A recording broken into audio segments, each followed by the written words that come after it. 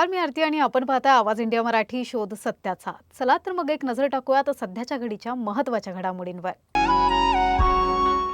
राष्ट्रवादी काँग्रेस पक्षाचे अध्यक्ष शरद पवार हे 2 दिवसांच्या कोल्हापूर दौऱ्यावर आहेत। त्यांनी दिवंगत ज्येष्ठ इतिहास संशोधक डॉक्टर जयसिंगराव पवार यांच्या निवासस्थानी जाऊन त्यांच्या कुटुंबियांची सांत्वनपर भेट घेतली। काही महिन्यांपूर्वी डॉक्टर जयसिंगराव पवार यांचं निधन झालं होतं। त्यानंतर प्रथमच कोल्हापूर दौऱ्यावर आलेल्या शरद पवार यांनी त्यांच्या पत्नी आणि मुलींशी संवाद साधत सांत्वन व्यक्त केलं। यावेळी त्यांनी डॉक्टर पवार निधनापूर्वी कोणत्या विषयांवर संशोधन आणि लेखन करत होते याचीही माहिती घेतली। या भेटीदरम्यान शरद पवार यांनी दिवंगत इतिहास संशोधकांच्या कार्याचा गौरवपूर्ण उल्लेख करत कुटुंबियांशी काही काळ संवाद साधला।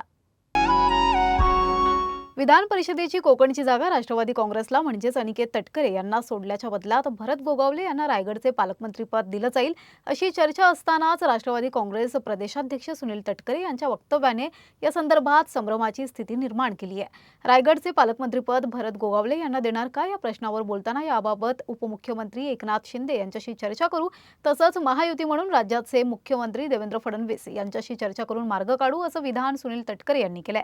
त्यामुळे भरत गोगावले यांना रायगडचे पालकमंत्री पद मिळण्याबाबत अनिश्चितता कायम असल्याचं चित्र निर्माण झालंय। त्यामुळे गोगावले यांना रायगडचं पालकमंत्री पद सहजासहजी मिळेल का अशी चर्चा सुरू झाली आहे। दरम्यान राज्यात आणि जिल्ह्यात महायुती म्हणून भक्कमपणे काम करण्याचा निश्चय केल्याचं तटकरे म्हणाले।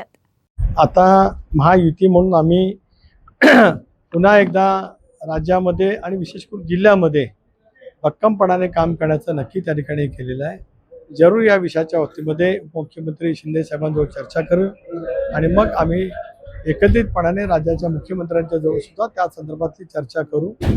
महायुती अधिक मजबूत कशी काम करेल असा माझ्या स्तरावरचा माझा प्रयत्न राहील। पुण्यातील लोणी कंद पोलीस ठाण्याच्या हद्दीत सुरू असलेल्या एका कथित रेव पार्टीवर पोलिसांनी धाड टाकत मोठी कारवाई केली आहे। या पार्टीत 100हून अधिक तरुण-तरुणी सहभागी असल्याची माहिती समोर आली आहे। राज्य उत्पादन शुल्क विभागाने दिलेली परवानगी रात्री 11 वाजेपर्यंतच असताना त्यानंतर ही पार्टी सुरू असल्याचे पोलिसांच्या तपासात उघड झाले। विशेष म्हणजे 21 वर्षांखालील युवक-युवतीही या पार्टीत सहभागी असल्याचे समोर आले आहे। घटनास्थळावरून मोठ्या प्रमाणात मद्य आणि तंबाखूजन्य पदार्थ जप्त करण्यात आले असून आयोजकांसह बंगला उपलब्ध करून देणाऱ्यांचीही चौकशी सुरू आहे। या प्रकरणी पोलिसांनी विविध कलमांखाली गुन्हा दाखल केला आहे। इथे अशा पद्धतीच्या कारवाईच्या दरम्यान परिस्थिती होती की 100हून अधिक मुलं मुली आणि इथले सगळे ऑर्गनायझर्स या ठिकाणी होते। त्यांच्याकडे त्यांनी कुठली परवानगी वगैरे घेतली आहे का ह्याची पडताळणी केली असता असं लक्षात आलंय की एक्साईजची त्यांनी दिनांक 6 रोजी 1 वाजल्यापासून ते रात्री 11:30 वाजेपर्यंतची परवानगी त्यांच्याकडे होती, परंतु ती परवानगी संपल्यानंतर देखील त्यांनी या ठिकाणी दारूची पार्टी ही कंटिन्यू केलेली आहे। त्याच्यामध्ये काही इसम हे वयवर्ष 21च्या आतले असण्याची संभावना वाटते। आम्ही त्याची तपासणी करून घेत आहोत आणि या प्रकरणी हा व्हेन्यू ज्यांनी उपलब्ध करून दिलेला आहे त्याच्यात काय रोल आहे, त्यांनी अशा रीतीने 11:30 पर्यंतची परवानगी असताना पुढेही चालू आहे पार्टी ह्याची त्यांना कल्पना असतानाही त्यांनी ती सुरू ठेवली आहे का ह्याची पडताळणी सुरू आहे। कोल्हापूरच्या अवघ्या 5.5 वर्षांच्या समर्जित विशाल जितकर याने आपल्या जिद्द, मेहनत आणि कौशल्याच्या जोरावर राष्ट्रीय विक्रमाची नोंद केली आहे। इनलाइन स्केटिंग करताना लाठी काठी फिरवत त्याने ही अनोखी कामगिरी केली।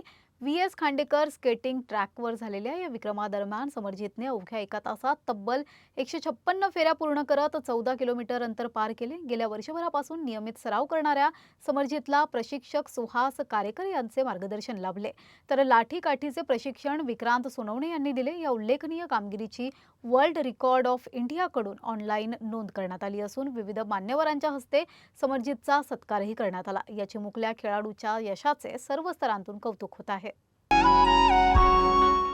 नंदुरबार जिल्ह्यात अन्न व औषध प्रशासनाने भेसळयुक्त खाद्यतेलाविरोधात मोठी कारवाई केली आहे। आयुक्त तुकाराम मुंडे यांच्या मार्गदर्शनाखाली नवापूर तालुक्यातील लाईट बाजार परिसरातील एका ऑइल मिलवर धाड टाकण्यात आली आहे। यावेळी कोणतेही अधिकृत ब्रँडिंग, उत्पादकाचे नाव, पॅकेजिंग किंवा बॅच नंबर नसलेले तब्बल 1241 किलो रिफाइंड सोयाबीन आणि शेंगदाणा तेल जप्त करण्यात आलाय। अंदाजे 2 लाख रुपये किमतीचा हा साठा निकृष्ट दर्जाचा भेसळयुक्त आणि मानवी वापरासाठी असुरक्षित असल्याचा संशय व्यक्त केला जातोय. जप्त केलेल्या तेलाचे नमुने प्रयोगशाळेत तपासणीसाठी पाठवण्यात आले असून अहवाल प्राप्त होताच संबंधितांवर अन्न सुरक्षा आणि मानके कायद्यानुसार कठोर कारवाई करण्यात येणार आहे.